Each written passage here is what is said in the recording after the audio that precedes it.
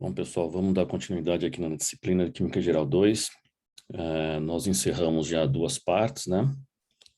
E agora nós vamos iniciar a terceira e última parte com o tópico de ácidos e base, tá bem?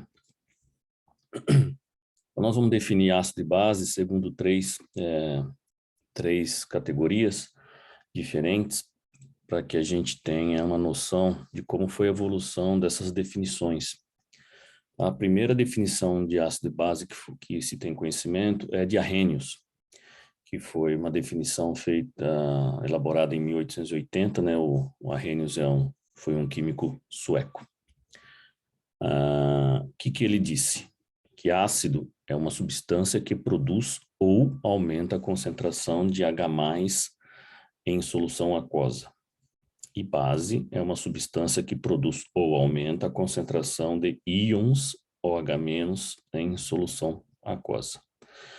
Por exemplo, se eu tenho HCl em solução aquosa, o que vai gerar? Né? Vai ionizar, vai gerar H+, mais Cl-, ou seja, esse HCl gerou H+, ou seja, ele é um ácido. E NOH em solução aquosa, gerando os íons Na+, aquoso, né, em solução, e OH- aquoso em solução. Ou seja, esse NOH é uma base porque está gerando, né, ou aumentando a concentração de OH- em solução aquosa. Tá? Então, aqui nós temos a definição de Arrhenius. Ainda, Arrhenius observou que a mistura de ácido e base gera sal e água. Tá? Essa aqui foi a primeira definição de ácido e base, mas ela tem uma limitação. Essa definição só é válida para soluções aquosas. Então, outros tipos de soluções, essa definição de ácido e base não contempla. Então, foi aí que, em 1923, os dois químicos, um dinamarquês e um inglês, né, sugeriu mais uma definição de ácido e base. Definiu o ácido como uma substância que doa próton, doa H+, e base é uma substância que aceita próton. Agora, observem que a gente não tem mais a hidroxila aqui envolvida nessa definição. Então, HCl, quando em água, né, gera H3O+, mais Cl-. H3O+, é uma forma de a gente falar, um dos jeitos de a gente chamar H3O+, é íon hidrônio, tá?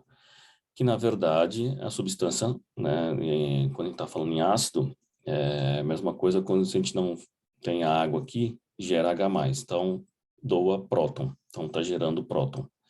E NH3, né, que seria uma base, recebe um próton e gera NH4. Então, se ele ganha um próton, aceita o próton, ele é uma base que não tem OH, tá? Observem que aqui essa definição de base não seria contemplada na definição de Arrhenius, tá bem? E tem uma limitação, né? Os ácidos precisam possuir prótons para que seja considerado como ácido. Então, essa definição também tem uma limitação aí, ela contempla a definição de Arrhenius, mas limita-se à produção de doação de próton, né? E o que acontece aqui, ó? Então, se eu tenho NH3 mais HCl, né? NH3 mais HCl, vai gerar NH4 mais Cl-. Como que isso ocorre? A primeira coisa que vai acontecer, como esse cara aqui é o ácido, né? Segundo o Bronsted-Lowry, a ligação HCl vai começar o processo de rompimento, né? Ou seja, o próton, o hidrogênio, vai começar a possuir uma carga parcialmente positiva e o cloro, carga parcialmente negativa. Até que chega o ponto que a ligação rompe, né? O par de elétrons daquela ligação que tinha aqui, né? Aqui tem um par de elétrons, ó. Esse par de elétrons que está aqui fica em cima em cima não, né? Fica com o cloreto, né? Com cloro, e por isso que ele fica com a carga negativa, e o hidrogênio transforma no próton, né? Sem os elétrons. Tá? Então, aqui ocorreu esse rompimento da ligação e ionizou o HCl. O que acontece? Esse par de elétrons do meu NH3, né, é doado para o próton que está deficiente de elétrons e forma essa ligação, tá? Essa nova ligação. Só que aí o próton tinha carga positiva, fica com carga positiva aqui e sobrou o cloreto, tá? Então, o que acontece? Resumindo, o par de elétrons da ligação torna-se par isolado no cloro, né, gerando cloreto, à medida que o incloreto é formado, tá? E, na sequência, o par de elétrons do nitrogênio do NH3, tá, se liga ao próton H+, à medida que se separa do par de elétrons da ligação HCl. Então, resumindo, essa é o que acontece em uma reação ácido-base de Bronsted. E uma outra definição, nós vamos só ver 3 definições de ácidos e bases, tá? Tem outras, mas nessa disciplina a gente só vai ver essas 3, e vocês vão ver isso nas outras disciplinas, principalmente de química inorgânica. Uma definição mais abrangente, que aí contemplaria todas as outras definições, é a definição de Lewis, que fala que ácido é todo receptor de par de elétrons e base é todo doador de par de elétrons. Então, vamos analisar aqui, ó, uma NH3 mais BF3. O par de elétrons do NH3 é doado para o BF3 e forma uma nova ligação aqui, ó, tá, entre o nitrogênio e o boro. Então, o que é definição de ácido e base segundo Lewis? Base é o doador de par de elétrons. Então, quem está doando o par de elétrons aqui é o meu NH3. Então, esse aqui é a minha base de Lewis. E o ácido é o receptor de par de elétrons. Quem está recebendo par de elétrons aqui é o meu BF3. Então, o meu BF3 é o meu ácido de Lewis, tá? Então, esse químico americano aqui definiu o ácido base de uma forma bem mais genérica, né? E contempla todas as outras definições anteriores. Bom, para entender todo o processo de ácido e base, a gente tem que relembrar um pouco agora dos eletrólitos. Nós já havíamos falado de eletrólitos antes, tá? Eletrólitos fracos e fortes. Vamos dar uma revisadinha aqui. O que são eletrólitos? São compostos que se dissociam em seus íons constituintes, tá? Ou seja, eles se ionizam. Você coloca um composto numa solução aquosa, né? Ele vai transformar em íons e conduzem corrente elétrica. Tá? Na verdade, o processo de condução da corrente elétrica, num caso, é feito pelos íons. Também. Nós temos aqui um desenho clássico, né, onde eu tenho uma fonte aqui, uma das pontes do fio está dentro de um copo de água puro, a outra na lâmpada e um fio direto da lâmpada no copo de água. Os 2 fios não estão em contato, só estão em contato com a água. Se a água é pura e não tem íons, né, nada acontece. Nada acontece, não passa corrente elétrica. Agora, se eu colocar Na mais Cl menos ou outros íons em solução, né, na água que já não está mais pura, os íons faz com que a corrente elétrica ocorra, né, fecha o circuito e a lâmpada acende. Isso é feito pelos íons, tá? Então, aqui coloquei um eletrólito. Então, existem compostos que não são eletrólitos. São moléculas que também são solúveis em águas, mas não dissociam, tá? Eles não ionizam, e, portanto, não conduzem corrente elétrica. Esse mesmo sistema aqui, né, se eu colocar açúcar, por exemplo, açúcar de cozinha no sistema, vai solubilizar, né? A gente sabe que a água dissolve o açúcar, mas não vai ionizar. Então, se não vai ionizar, não vai acender a lâmpada. Tá? Então, no caso aqui, nós temos um eletrólito, o NaCl é eletrólito, e o açúcar não é eletrólito. Tá bem?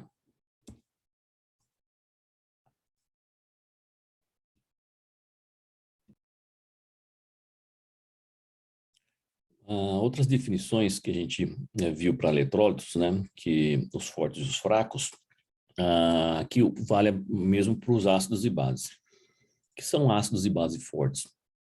São aqueles que se dissociam, a gente pode falar quase que totalmente, ou 100% se dissociam, ou seja, formam seus íons, tá?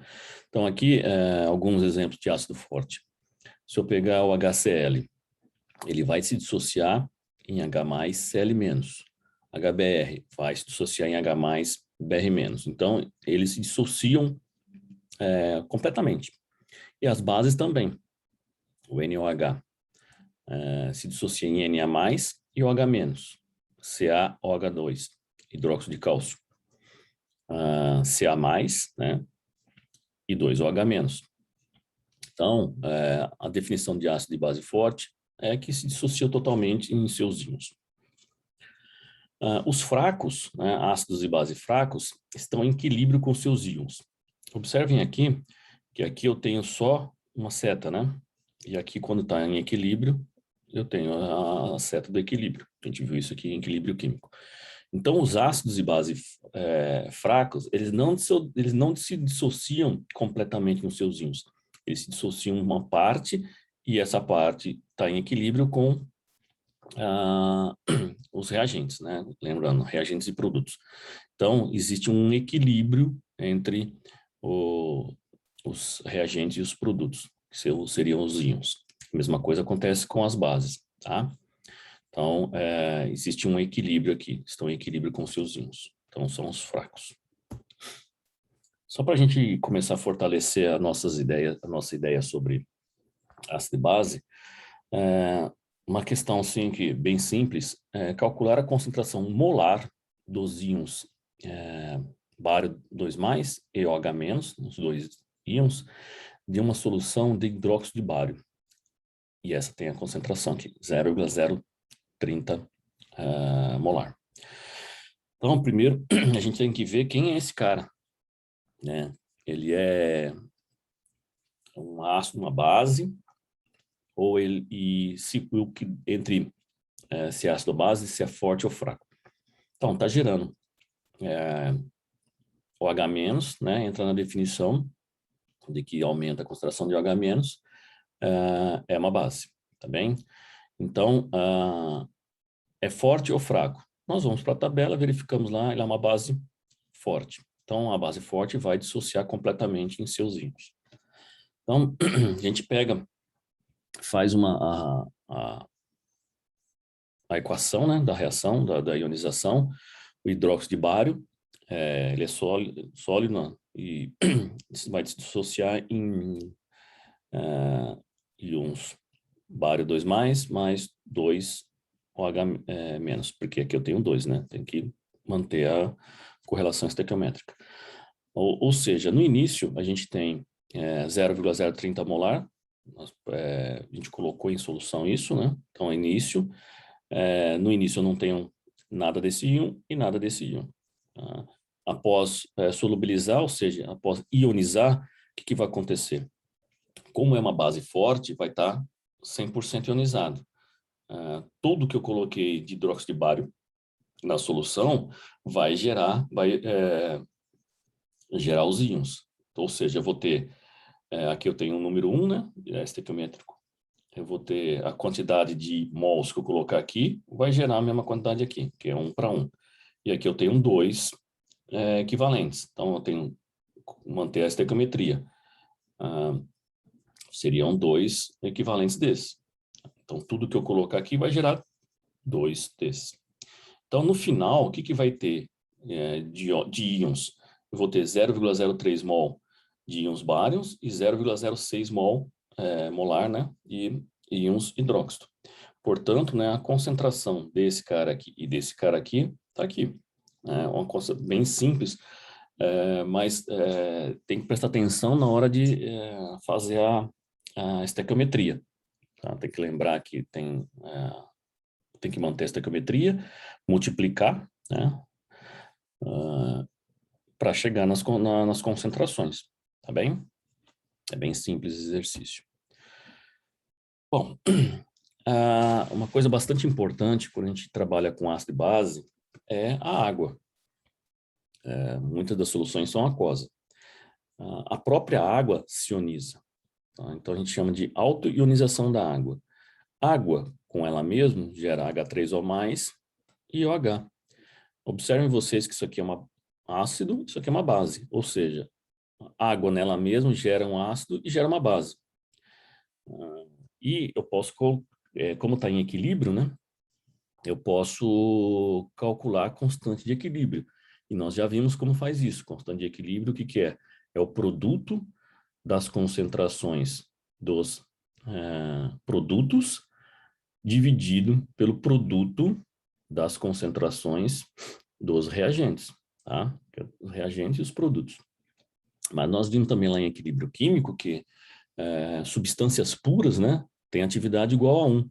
Então, a água aqui, como está pura, então é uma atividade 1. Então, 1 vezes 1 dividido por 1 dá 1. Então, nessa constante de equilíbrio, só vai nos restar a concentração dos produtos, tá bem?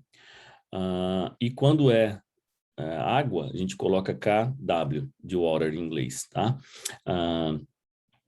Essa é a constante de equilíbrio da auto-ionização da água. Uma coisa interessante, pessoal, que aqui é tudo relação 1 para 1. Então, a mesma concentração deste é igual a este. Ou seja, né, em água pura, a concentração de H3O+ é sempre igual à concentração de OH-. E determinou-se experimentalmente que essa concentração aqui é 1,0 vezes 10 a menos 7 mol por litro. Esse é um valor experimental para água pura. E as duas concentrações são iguais. Então, se eu tenho essa concentração e essa concentração, né? Tá aqui, ó, eu consigo achar esse valor aqui, meu KW. Então, meu KW vai ser o quê? É o produto, né? Produto das concentrações dos meus produtos, e eu sei experimentalmente quais são esses valores, multiplico e vou chegar nesse valor. Então, o KW da água é fixo, é 1,0 vezes 10 a menos 14. Observa que esse valor aqui é muito pequeno. É um valor bastante pequeno, é o KW da água pura. E isso aqui varia um pouco com a temperatura, ou seja, é importante, toda vez que nós falarmos sobre KW, falar em que temperatura está. Os valores que foram obtidos experimentalmente foram todos calculados a 25 graus Celsius. E aqui tem uma tabela que mostra uma pequena variação, como esse número é muito pequeno, né? Então a variação é quase que irrelevante, mas para cálculos muito precisos é bom usar os valores corretos.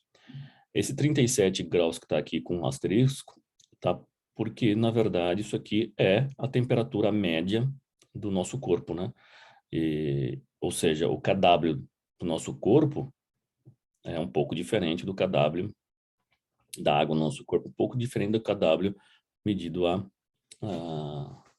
25 graus, que são uma temperatura ambiente. Um outro exemplo, para a gente ir também fortalecendo nossas ideias sobre esses íons, calcular a concentração desse íon e desse íon, né, H+, ou H3O+, e OH-, em uma solução de ácido nítrico, HNO3, nessa concentração, 0,05 molar. Como é que a gente faz isso, pessoal? Primeiro, né, tem que prestar atenção sempre no enunciado. Está falando que é uma solução do ácido, né? Já está me falando que esse cara aqui é um ácido, e para calcular a concentração, só que ele dá a concentração do início. Eu vou na tabela, né? Posso consultar, esse cara é um ácido forte, tá aqui, ó, e se ele é um ácido forte, ele vai estar 100% ionizado. Então, eu vou, tudo que eu colocar de HNO3 vai estar na forma de íons.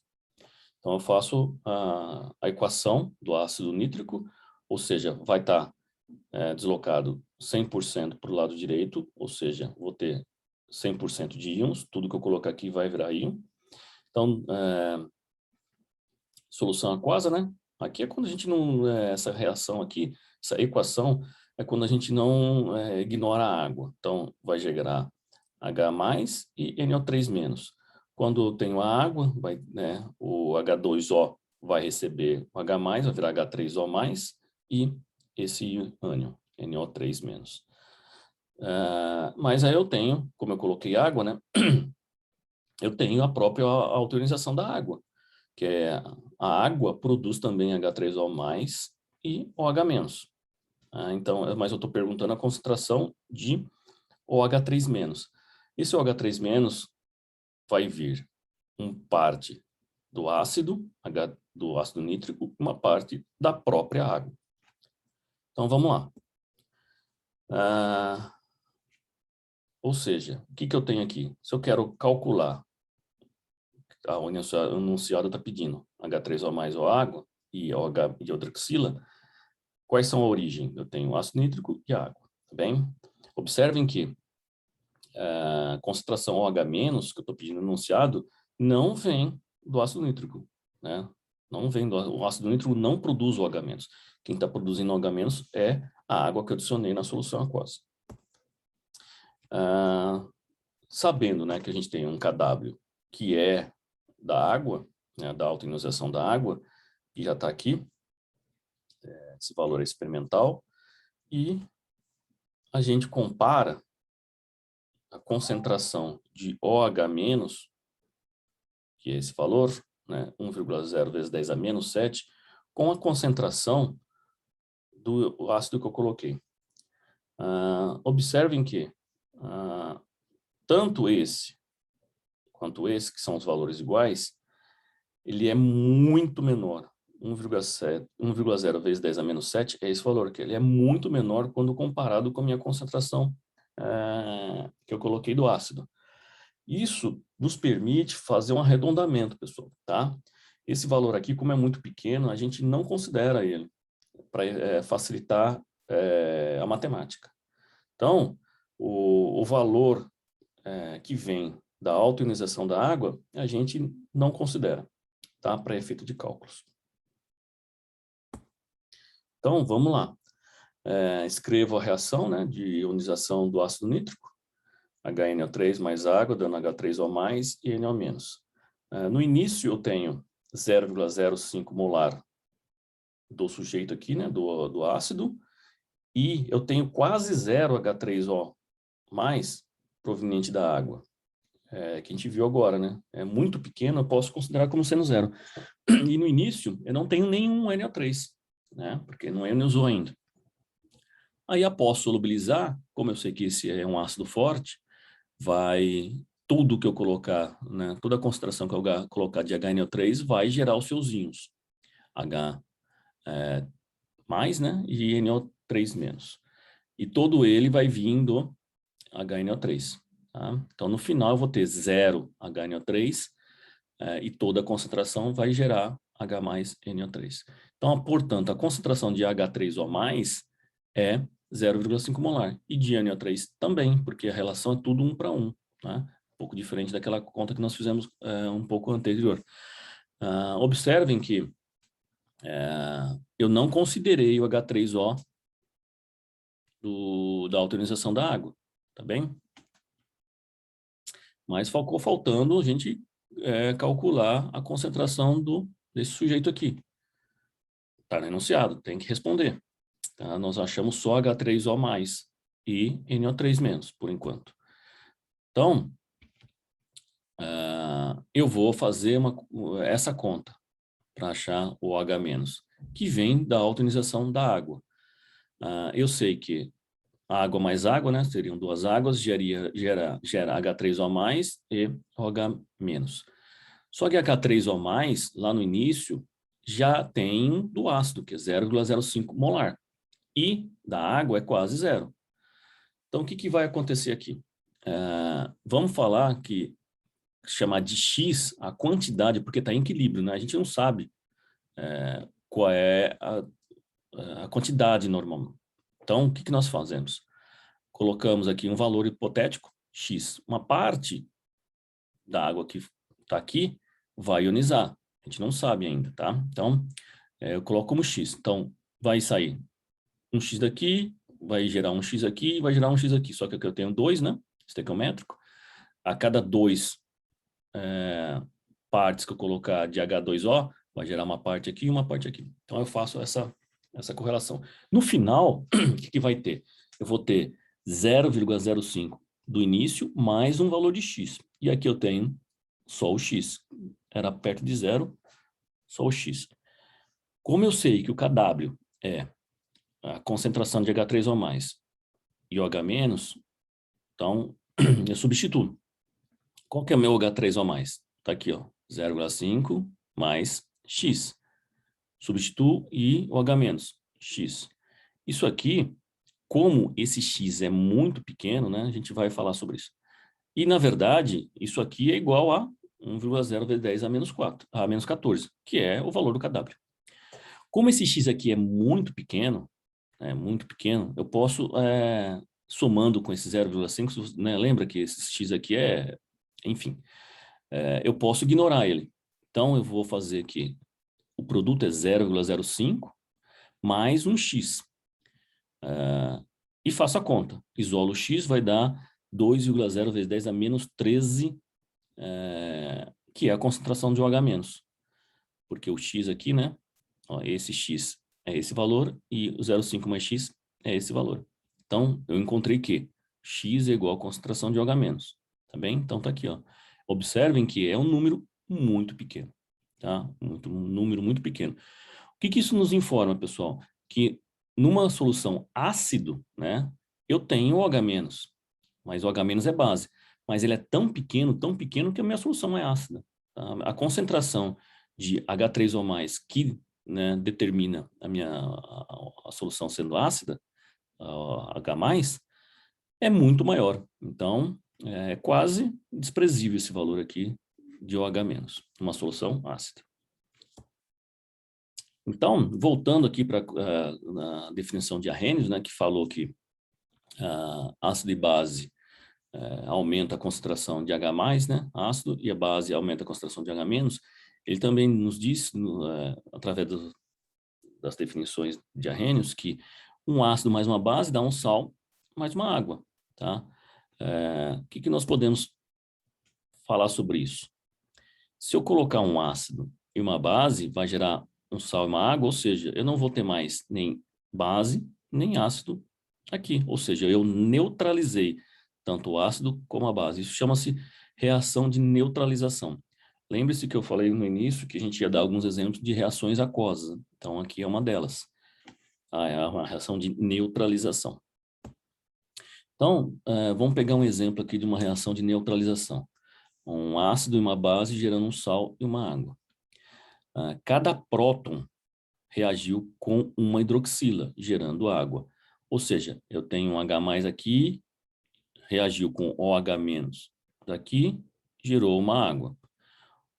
O ânion que sobrou aqui está aqui e o cátion que sobrou daqui está aqui e o ânion que sobrou daqui está aqui. Ou seja, ácido e base geram um sal e uma água.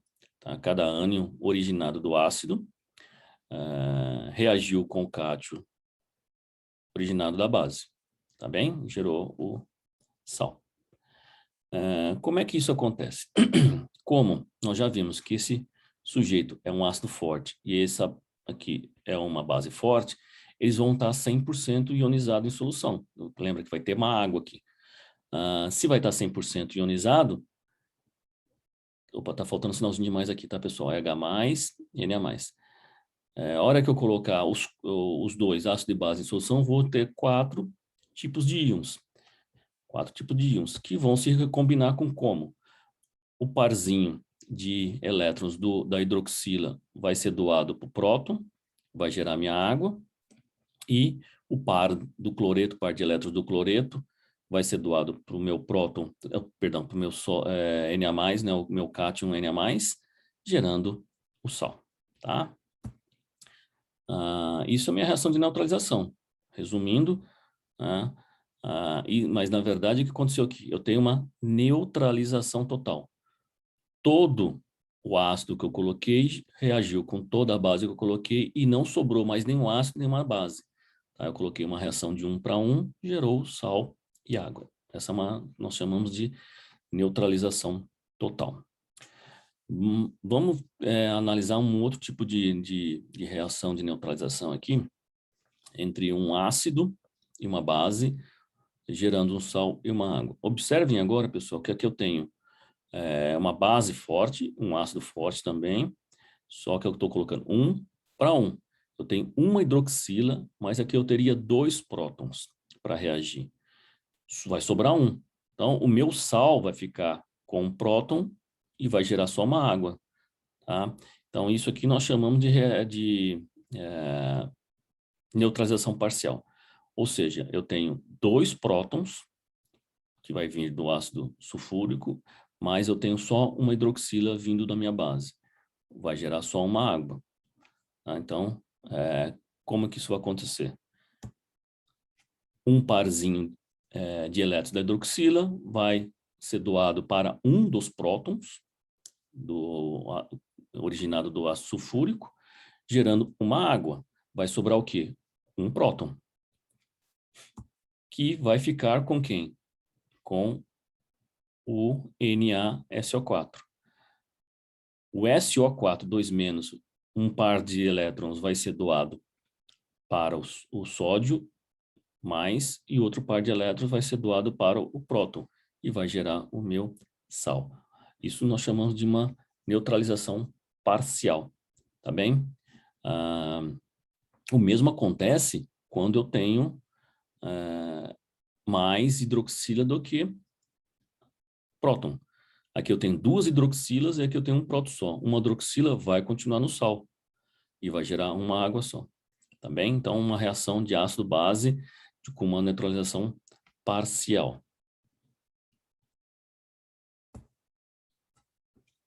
Vamos lembrar do que é agora pH e pOH.